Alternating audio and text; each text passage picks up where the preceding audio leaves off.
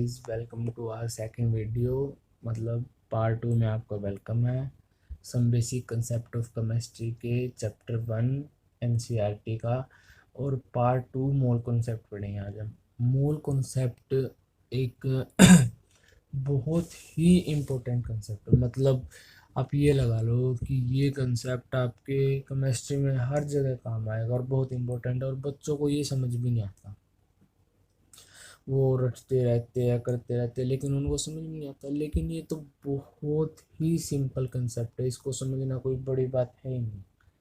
तो आइए शुरू करते हैं। तो सबसे पहले हम देखेंगे कि मोल कहते किसे हैं, मोल की डेवलपमेंट कैसे हुई, मोल आया कैसे, जनरेट कैसे हुआ। तो देखो, डजन कैसे जनरेट हुआ। हम लिखते हैं कि 1 डजन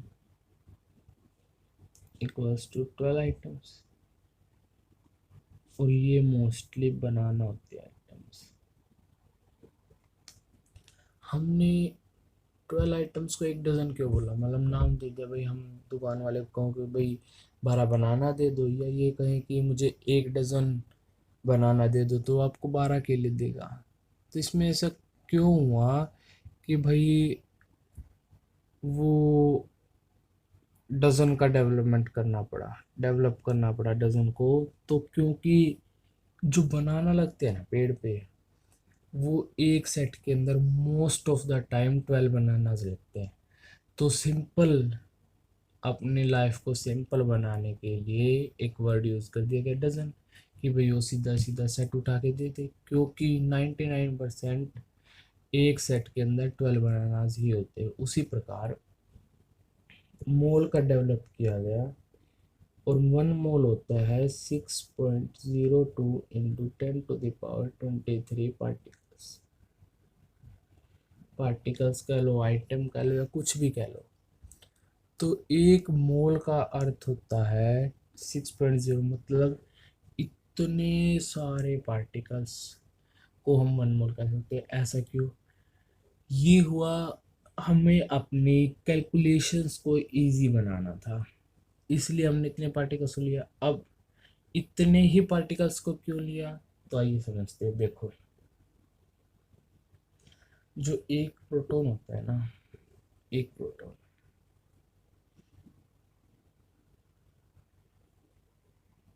उसका मास होता है 1.67 इंटू 10⁻⁻24 ग्राम्स। ये होता है एक प्रोटॉन का मास। और हाँ, इससे पहले जो ग्राम एटॉमिक मास है या फिर मॉलिक्यूलर मास है, अगर वो सब चीज़ें समझनी है तो आप इस चैप्टर का पार्ट 1 देखिए, बेसिक्स वाला। अब समझे कि मोल क्या होता है। एक प्रोटॉन का मास इतना होता है, और जो एक हाइड्रोजन एटम होता है उसके अंदर एक प्रोटॉन होता है और एक इलेक्ट्रॉन होता है। इलेक्ट्रॉन का मास बहुत कम होता है, इसलिए हम उसको नेग्लेक्ट करते हैं, उसको एटम के मास के अंदर नहीं ऐड ऑन करते। तो एक जो हाइड्रोजन एटम है उसका मास कितना हो जाएगा, एक प्रोटॉन के मास के इक्वल, और वो कितना है 1.67 इंटू 10⁻⁻24 ग्राम। अब अगर हमें 1 मोल हाइड्रोजन एटम का मास निकालना है, तो हम क्या करेंगे। 1 मोल हाइड्रोजन एटम का क्या मतलब हुआ, this number of particles 6.02 into 10⁻20। 1 मोल का मतलब इतने पार्टिकल। तो 1 मोल हाइड्रोजन एटम या किसी भी चीज़ का 1 मोल, किसी भी चीज़ का 1 डज़न 12 आइटम है, तो किसी भी चीज़ का 1 मोल इतने आइटम्स है। तो 1 मोल हाइड्रोजन एटम इतने आइटम हो गए। अब उनका मास, इनका मास कितना होगा, एक का मास कितना है, और इतने से मल्टीप्लाई कर दीजिए। सिंपल मैथ है, 1/6 - 24। और ये ग्राम के अंदर, ये ध्यान रखना। इसको वैसे है ना, चलो ये देख लेते हैं। इसको वैसे 1 AMU के इक्वल रखते हैं, ये भी इसलिए कि ताकि हमारी कैलकुलेशन ईजी हो जाए। अब हम हर जगह ये मास लिख के थोड़े ना कैलकुलेशन करेंगे, तो ऐसे करेंगे तो बहुत लंबी कैलकुलेशंस हो जाएंगी, टाइम कंज्यूमिंग हो जाएंगे। तो हम क्या करेंगे, सीधा ही वन ले लेंगे इस मास को। अब एक हाइड्रोजन का इतना है, तो वैसे ही ऑक्सीजन के अंदर क्या होगा, ऑक्सीजन एटम के अंदर मास ऑफ प्रोटॉन और मास ऑफ न्यूट्रॉन है ना, इक्वल होता है। अब ऑक्सीजन एटम के अंदर 16 प्रोटॉन 8 प्रोटॉन है प्लस 18 न्यूट्रॉन है, तो इसका मास कितना होगा, एक प्रोटॉन का मास इतना और एक न्यूट्रॉन का भी मास इतना, तो 8 + 8 16 हो गए टोटल। तो 16 इंटू दिस यानी 16 इंटू 1 EMU, तो 16 EMU मास हो गया। अब ये जो है ना, ये तो हो गया सिंपली। अब यहाँ पे इनकी जो मल्टीप्लिकेशन है ना, वो ऑलवेज एंड ऑलवेज 1 आती है, और पीछे अपनी यूनिट है ग्राम, और इसी को बोलते हैं ग्राम एटॉमिक मास। हम क्या कहते हैं ग्राम एटॉमिक मास की सिंपल डेफिनेशन समझे तो, कि ग्राम एटॉमिक मास क्या होता है कि यदि हम EMU को हटा के और वहाँ ग्राम लगा देना, तो ग्राम एटॉमिक मास हो गया। वो सिर्फ समझने के लिए, रियल कंसेप्ट ये है कि यहाँ ग्राम क्यों आ जाता है, क्योंकि रियल डेफिनेशन क्या है ग्राम एटॉमिक मास की, the mass of 1 mole particles of anything. यहाँ पे एटम है तो एटॉमिक एटम ले लेंगे, तो यानी mass of 1 mole atoms of any element is called gram atomic mass. इसलिए ये सीधा ग्राम तो समझाने के लिए लिख देते हैं, ये होती है डेफिनेशंस। तो वो क्या होगा, हमेशा एक मोल लेंगे तो इसकी और इसकी मल्टीप्लिकेशन तो हमेशा बना आ जाएगी, बचेगा क्या, ये इंटू में 1, मतलब कितने प्रोटॉन या न्यूट्रॉन है 1, इसलिए सीधा यहाँ ग्राम लगा देते हैं। चलो इस एग्जांपल से नहीं समझ में आया, आप ऑक्सीजन को देखो, 1 मोल ऑक्सीजन एटम का मास कितना आएगा, 1 मोल मतलब इतने पार्टिकल्स, एक पार्टिकल का मास कितना है, इतना, इंटू में 16 क्यों, एक एटम का मास इतना है, 16 EMU है एक ऑक्सीजन एटम का मास, और एक EMU किसके इक्वल है, इतने से। तो हम EMU हटा के इसको मल्टीप्लाई कर सकते। हाँ, आप कहोगे सर हमें तो कैलकुलेशन इजी करने होते, ये लिखेंगे क्यों भाई, अगर यहाँ पे तो हम 16 और EMU लिख दे पीछे, तो ये मल्टीप्लाई करके कितनी बड़ी कैलकुलेशन हो जाएगी। हाँ, वो मास जरूर आ जाएगा, लेकिन वो EMU के अंदर आएगा, हमें तो ग्राम के अंदर चाहिए, डेली लाइफ के अंदर यूज़ करना है, तो हम ग्राम वाला मास लेंगे। अब इससे ये कट जाएगा, ये तो सीधा ही 1 हो जाएगा, और 16 को मल्टीप्लाई कर देंगे 16 में।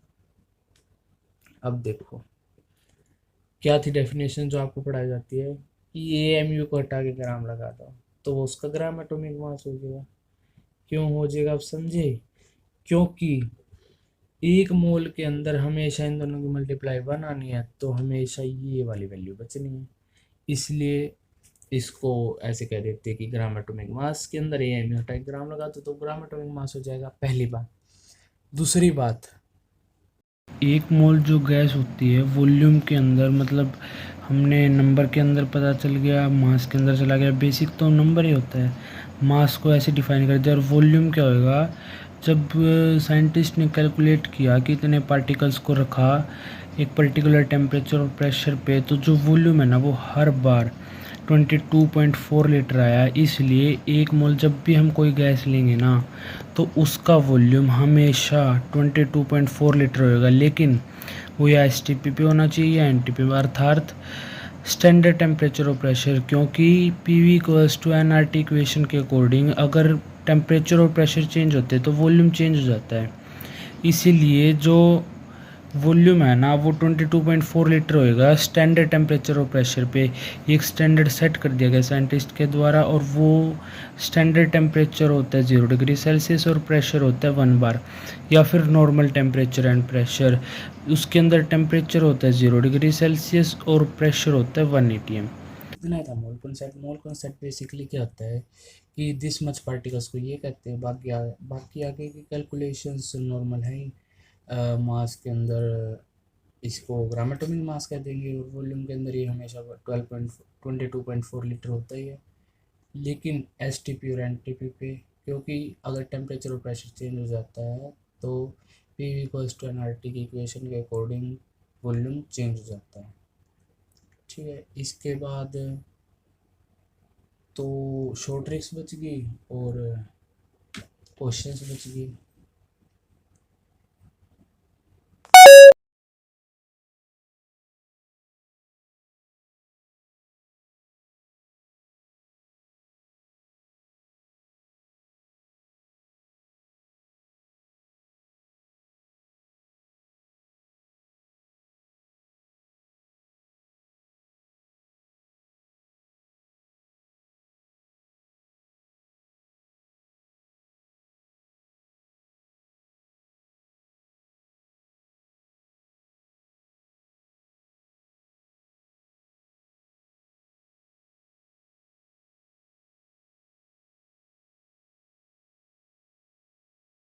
शॉर्ट ट्रिक्स एंड क्वेश्चंस के लिए आप इससे अगली वीडियो देखिए, उसके अंदर है ना इतनी अच्छी अच्छी शॉर्ट ट्रिक्स बता रखी है। मतलब है तो वही कंसेप्ट बेस, लेकिन वो शॉर्ट ट्रिक्स आपको इतनी इजीली क्वेश्चन करवा देगी ना, बहुत फास्टली।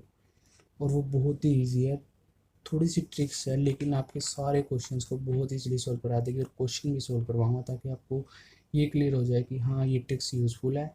और क्वेश्चंस के बिना ना कभी भी कोई कंसेप्ट क्लियर नहीं होता है, इसलिए एग्ज़ाम में जाने से पहले क्वेश्चन ज़रूर करके जाना। इस कंसेप्ट को भी पढ़ने के बाद क्वेश्चन ज़रूर करें ताकि आपका कंसेप्ट क्लियर हो, वरना ये मत करना कि कंसेप्ट हमें अभी भी समझ में नहीं आया। तो thank you so much for watching and watch the next video.